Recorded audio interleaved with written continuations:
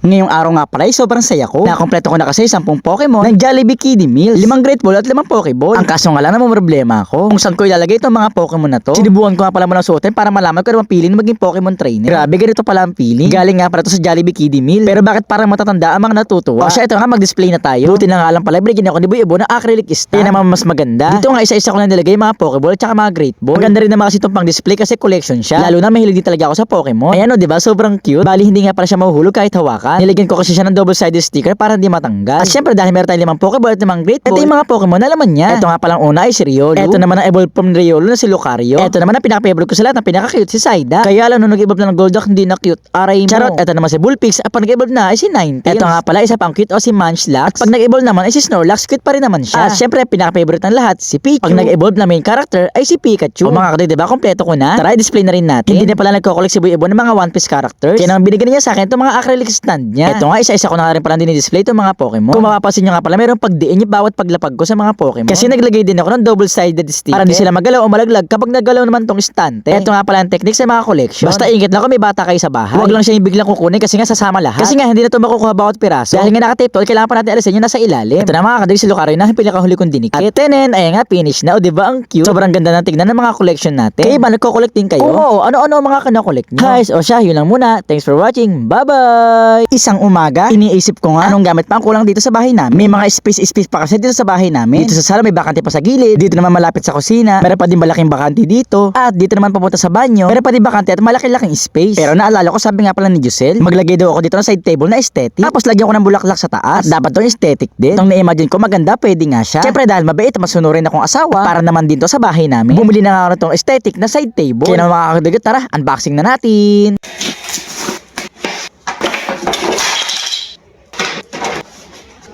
So mga kadugot, eto na nga yung side table. At eto naman yung mga parts niya. Buti na nga lang, meron to kasamang instruction. Kaya tara, buuin na natin. Siyempre, una ko nga palang binubuo dito yung paa. Unang hawak ko pa nga lang dito, alam ko agad na matibay. Kasi yung kahoy niya, grabe napakakapal. Eto nga, nalagay ko na yung dalawang gilid. Lalagyan na rin natin ng kahoy dito sa likod. Make sure na tama para hindi matanggal. Sumunod naman itong parang pinakabubong niya. Grabe makapal talaga tong kahoy niya. At syempre, pinakalas ito nga palang pintuan. Grabe mga kadugot, sobrang ganda nito, sobrang cute at sobrang aesthetic. Ito, finish na ito nga pala itsura niya. Tamang-tama sa bahay namin, kakulay ng pader at saka ng tiles. At ang maganda pa, pero maging storage yung loob niya. Ayun, sobrang luwag at madami ka pa malalagay dito. Napaka-solid.